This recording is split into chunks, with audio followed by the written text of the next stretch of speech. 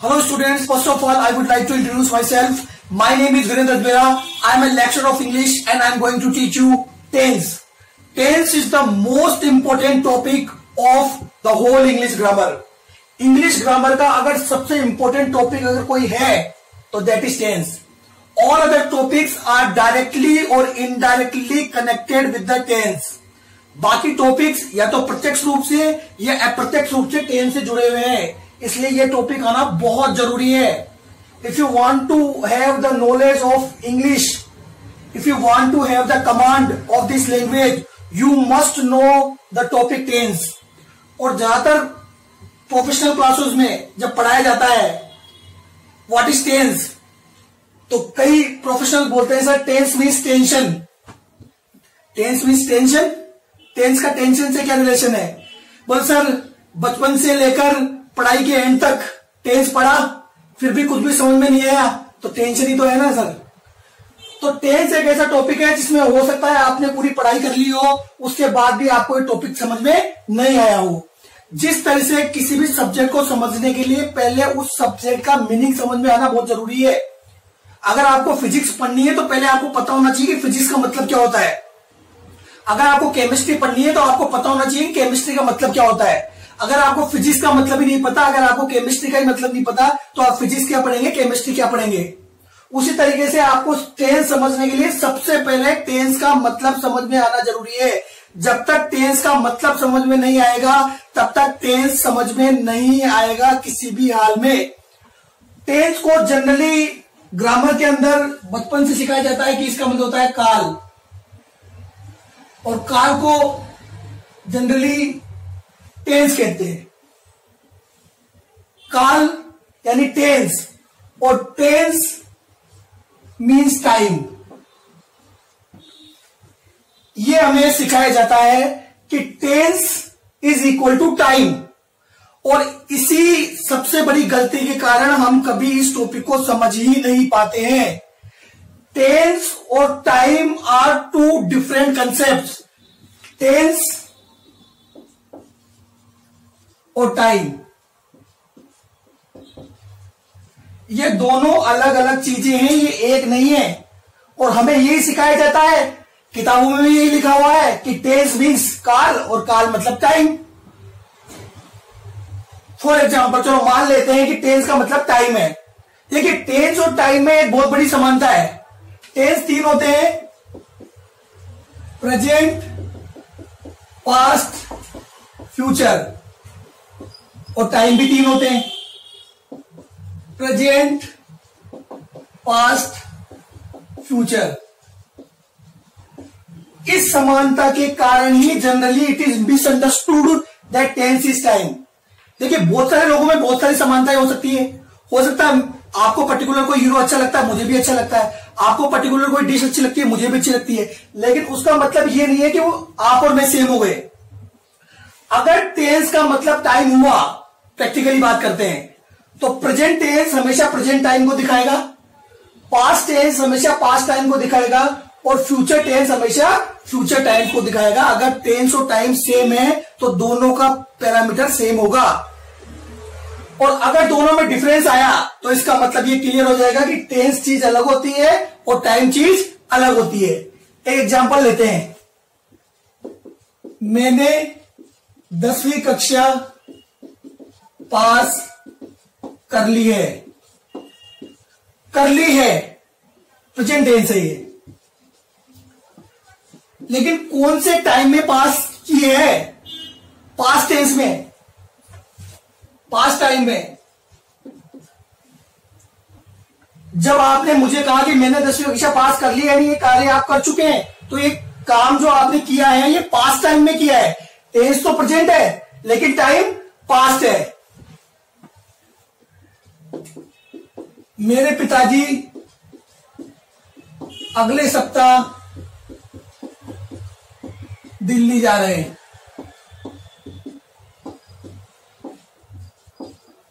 My father is going to Delhi next week. That is present tense. लेकिन मेरे पिताजी अगले सप्ताह दिल्ली जा रहे हैं, ये कौन से टाइम को दर्शा रहा है? ये दर्शा रहा है फ्यूचर टाइम को. टेंस प्रेजेंट, टाइम फ्यूचर, दोनों में डिफरेंस आ रहा है। सुरेश एक क्लर्क है, ये प्रेजेंट टेंस है। हमने सुरेश से पूछा, भाई सुरेश आप क्या करते हो? तो सुरेश ने कहा कि साहब मैं एक क्लर्क हूं। सुरेश एक क्लर्क है, तो सुरेश क्लर्क है यानी प्रेजेंट में भी क्लर्क है। और ये तो है नहीं कि अभी आपने उससे पूछा तभी वो क्लर्क बना, पास्ट में भी क्लर्क था और फ्यूचर में भी क्लर्क रहेगा। आपने उसको क्लर्क बोल दिया तो कल नौकरी से इस्तीफा नहीं दे देगा वो। तो ये प्रेजेंट टेंस और तीनों टाइम को दर्शा रहा है। इसका मतलब यहां पर ये चीज साफ जाहिर हो रही है कि टेंस और टाइम दो डिफरेंट कंसेप्ट है। टेंस चीज अलग होती है, टाइम चीज अलग होती है। अगर टेंस और टाइम में समानता होती तो इसके सारे पैरामीटर सेम होते, जबकि दोनों में क्या आ रहा है? डिफरेंस आ रहा है। इसका मतलब ये अपने दिमाग से निकालो कि टेंस और टाइम इक्वल होते हैं। टेंस अलग होता है और टाइम अलग होता है। अब टेंस और टाइम में फर्क क्या है साहब? टेंस और टाइम में अब फर्क देखते हैं कि टेंस और टाइम में फर्क क्या है। Time is a very wider concept.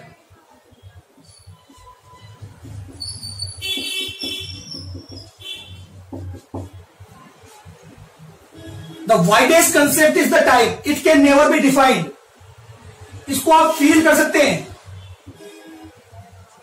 इसको आप अनुभव कर सकते हैं, लेकिन इसको डिफाइन नहीं कर सकते। डिफाइन, डेफिनेशन, डेफिनेशन इसको बोलते हैं परिभाषा। ये दो शब्दों से मिलकर बना है, परि प्लस भाषा। परि यानी सीमा, भाषा किसी चीज को सीमा में बांधने की क्रिया को ही डेफिनेशन कहा जाता है। तो टाइम तो एक इतना बड़ा कंसेप्ट है कि इसकी कोई परिभाषा हो ही नहीं सकती है। इसको महसूस कर सकते हैं लेकिन इसकी परिभाषा नहीं हो सकती है। लेकिन टेंस क्या है? टेंस इस टाइम का एक छोटा सा भाग है, part of time that denotes verb. Tense time का एक छोटा सा भाग है जो किसको दर्शाता है? वर्ब को। तो टेंस का एक्चुअल मतलब टाइम नहीं है, टेंस का एक्चुअल मतलब है वर्ब।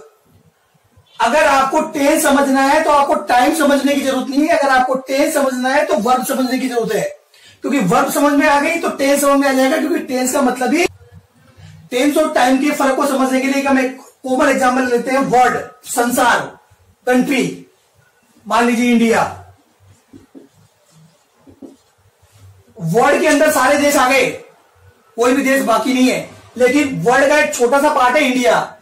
तो जिस तरीके से वर्ल्ड का एक छोटा सा पार्ट कंट्री होता है, उसी तरीके से टाइम का एक छोटा सा पार्ट टेंस होता है। अगर हम टेंस को टाइम बता रहे हैं तो इसका मतलब है कि हम इंडिया को वर्ल्ड बोल रहे हैं। और जब हम इंडिया को वर्ल्ड बोल रहे हैं तो वर्ल्ड का नक्शा आपको कितना समझ में आएगा, आप खुद अंदाजा लगा सकते हैं। तो टेंस क्या है फिर? तो tense is the form of verb which denotes time. Tense क्रिया का वह रूप है जो समय को दर्शाता है। टेंस का मतलब समय नहीं है, टेंस का मतलब क्रिया है, और वो क्रिया जो समय को दर्शाएगी उसे हम क्या कहेंगे? उसे टेंस कहेंगे।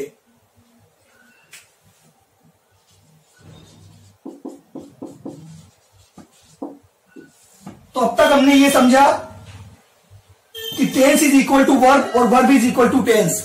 अगर किसी ने जयपुर देख लिया तो गुलाबी नगर भी देख लिया, और गुलाबी नगर भी देख लिया तो जयपुर भी देख लिया, क्योंकि दोनों सेम है। तो अगर किसी ने टेंस को समझ लिया तो वर्ब को समझ लिया, और वर्ब को समझ लिया तो टेंस को समझ लिया, क्योंकि दोनों सेम है। अब वर्ब की बात करें तो वर्ब दो पार्ट में बांटी गई है, हेल्पिंग वर्ब और मेन वर्ब।